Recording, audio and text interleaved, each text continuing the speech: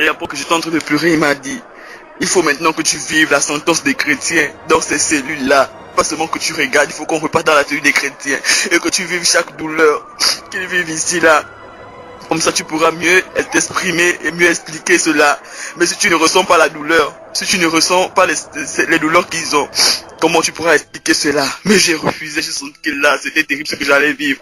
J'ai dit non Seigneur, je ne peux pas vivre ça, même sur la terre, je ne supporte pas les douleurs. S'il te plaît, je ne peux pas vivre ces douleurs, ne me laisse pas, ne me laisse pas, ne me laisse pas. Et il m'a dit, il faut que tu ailles parler aux chrétiens. Il faut que tu ailles parler aux hommes de Dieu. Il faut que tu ailles parler à tous les hommes. Il faut que tu ailles parler à ta famille. Commençons par ta famille. Il faut que tu parles de tout ce que tu verras. Mais pour que tu parles avec efficacité, il faut que tu vives les mots que ceux-là, les chrétiens vivent ici.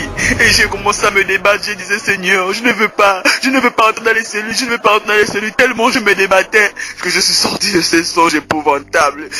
C'était horrible. Oh, Karel. C'était horrible, papa. C'était horrible, maman. C'était horrible, tonton JB. C'était horrible. Horrible, horrible, horrible de voir papa, tonton Jean-Pierre là-bas. Horrible de visiter ce lieu. Horrible de vivre cette situation. Horrible, je ne veux pas qu'un d'entre vous aille là-bas. S'il vous plaît, repentez-vous et revenez au Seigneur pour ceux qui se sont déjà détournés. Ceux qui n'ont pas reconnu le Seigneur, c'est le moment d'accepter Christ, paterne. Je te le prie vraiment. Change de vie. Reçois Jésus comme Seigneur et Sauveur personnel. Fais-toi baptiser. Suis ses consignes. Arrête toutes les vanités que tu fais, la boisson que tu bois sur la terre. Si tu meurs dans ta condition, il y a pas terre. C'est directement l'enfer. C'est un Dieu horrible. C'est un Dieu horrible. Recombat, les petites filles que vous suivez là. S'il arrive que vous mourrez comme ça, c'est directement l'enfer. Parce que la fornication mène en enfer. Si vous voulez être dans les relations, s'il vous plaît, vous voulez avoir des rapports sexuels, mariez-vous. Mariez-vous, je vous en prie. Je vous en prie, je vous en prie. Sortez de tout ce qui est vanité. Sortez de la fornication, de l'immoralité sexuelle, des drogues, de l'homosexualité. Sortez de la boisson. Sortez du vin. Le vin que tu bois sur la terre là te rattrape en enfer. Mais ce n'est plus le vin que tu boiras là-bas, c'est de l'acide. C'est de l'acide qui va brûler tout ton corps. Pardon, je vous en prie. Ne voulez pas oublier ce message. Asseyez-vous, écoutez-le bien. Écoutez-le bien et changez de vie. Écoutez-le bien et suivez le Seigneur. Suivez la voix du Seigneur. Écoutez-le bien. Saisissez la grâce de Dieu. Peut-être que c'est la dernière opportunité qu'il nous donne. Le plus difficile, ce ne sera pas de mourir. Ce ne sera pas de voir quelqu'un d'entre nous être détaché de nous. Mais de savoir où tu iras. Il y a 2 lieux de destination.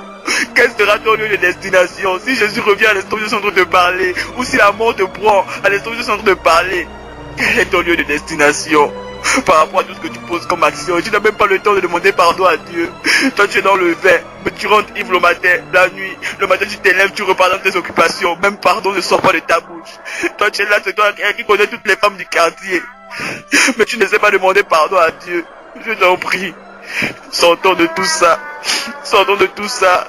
Faites passer le message aux autres. Corinne, Bijou.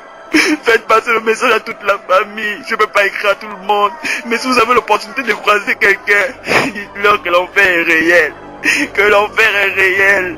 Et que l'enfer est réel. Et que l'enfer est réel. Ce n'est pas une blague. C'est une réalité. Je ne peux pas vous décrire, mais c'est une réalité. Saisissez le message de Dieu.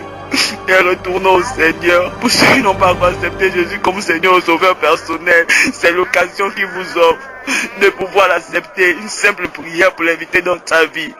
Passez par les eaux de baptême. Suivez ces directives, je vous en prie. Au moins soyez dans la voie pour le ciel et non pour l'enfer. Car je t'en prie, fais écouter le message à tout le monde. À tout le monde. Yazita, je t'en prie, introduisez les enfants dans le Seigneur, ne leur laissez pas vaquer à des choses viles, même les dessins animés, là, vérifiez ce qu'ils suivent, qu'est-ce qu'ils entendent. La Bible déclare que la foi vient de ce qu'on entend. Mais si tu n'écoutes pas la parole de Dieu, ta foi va venir de ce que toi tu vois ailleurs. Regardez, s'il vous plaît, regardez les enfants, amenez-les au Seigneur, conduisez-les dans la voie du Seigneur. J'ai déjà en âge de connaître le bien et le mal. Ici en âge de connaître le bien et le mal. Amenez-les. Dali en âge de connaître le bien et le mal. Amenez les enfants au Seigneur.